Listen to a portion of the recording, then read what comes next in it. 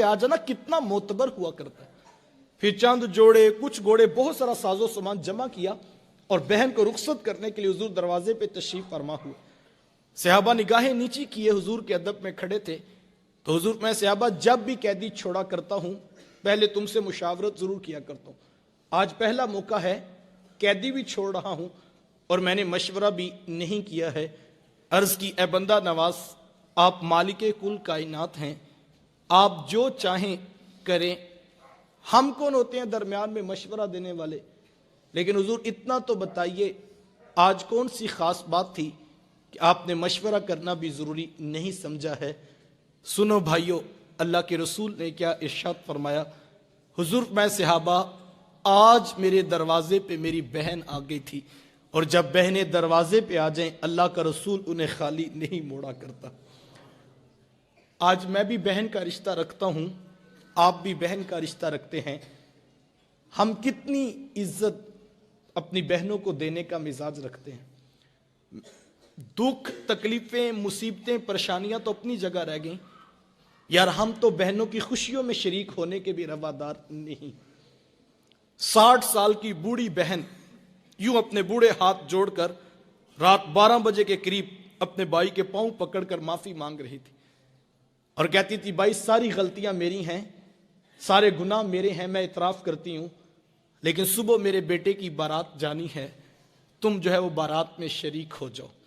अगर तुम नहीं आओगे तो मैं माशरे को क्या मुंह दिखाऊंगी कि मैं कितनी बेबराती हूं कि मेरे भाई भी मेरे साथ नहीं खड़े हैं। वो बूढ़े हाथ जोड़ जोड़कर यूं माफिया मांगती थी और भाई बड़क मार के कहता कि मेरी बहनें मर गई हैं, मुझे किसी बहन की कोई जरूरत नहीं है। उसके जवान भाई साथ बेटे पास खड़े हैं और वो कहते, माँ कोई आता है तो ठीक है, कोई नहीं आता तो कोई परवाह नहीं, हमें कोई फर्क नहीं पड़ता, हमारी बारात सुबह धूमधाम से जाएगी। लेकिन वो कहती, बेटा तुम चुप रहो, ये मेरा और मेरे वीर का मामला है, मैंने भाई राजी करके जाना है, मैंने भाई राजी करके जाना है।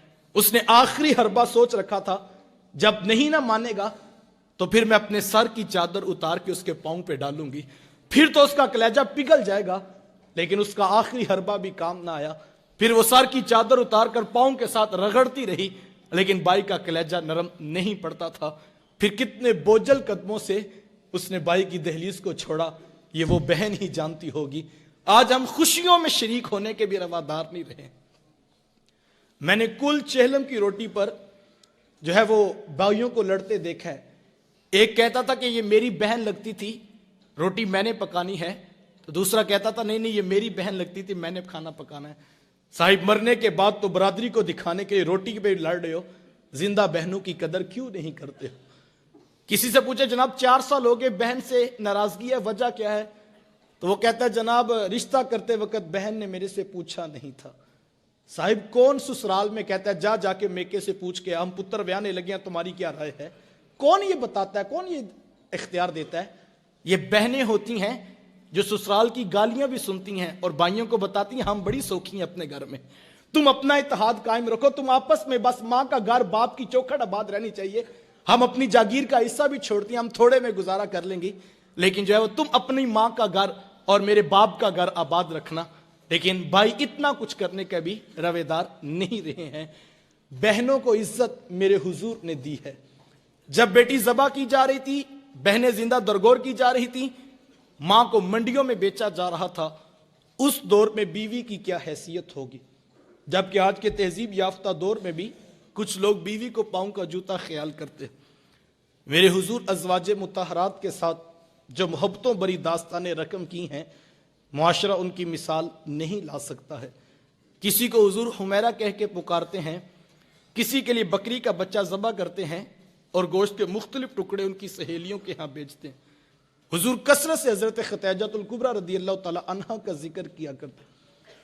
सैयदा आयशा सिद्दीका रदियल्लाहु ताला अन्हा फरमाती हैं कि मेरा जो उनसे रिश्ता था तो एक दिन मुझसे ना रहा गया और मेरी जुबान से बेसाख्ता निकल गया। हुजूर, अल्लाह ने आपको बेहतर अज़वाज अता कर दी हैं और आप अभी तक उस बूढ़ी औरत का जिक्र नहीं छोड़ते हैं। फिर हुजूर के चेहरे पे जलाल आ गया और हुजूर, मैं ए आयशा, मुझे खतीजा के बारे तकलीफ ना दो।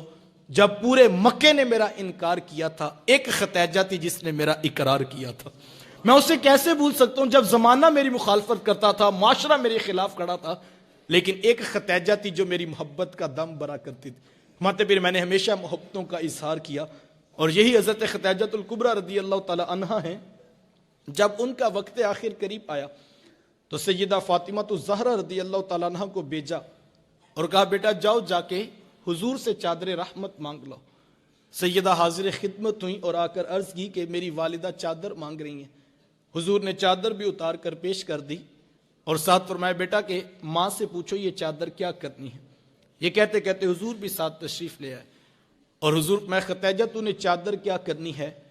عرض کیا کہ حضور جو میرا بخار ہے لگتا یوں ہے کہ جیسے جان لیوا ثابت ہوگا، میری آرزو یہ ہے کہ مجھے کفن آپ کی چادر رحمت میں دیا جائے۔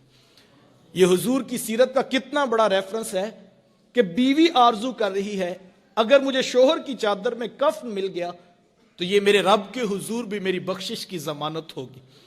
حضور نے چادر بھی اتار کر پیش کر دی اور ساتھ تاریخ ساز جملہ ارشاد فرمایا خدیجہ تو نے تو صرف چادر مانگی ہے، لو ارتی جلدی لآتیتکی، اگر تم مجھ محمد کی جلد بھی مانگتی میں وہ بھی اتار کے پیش کر دیتا۔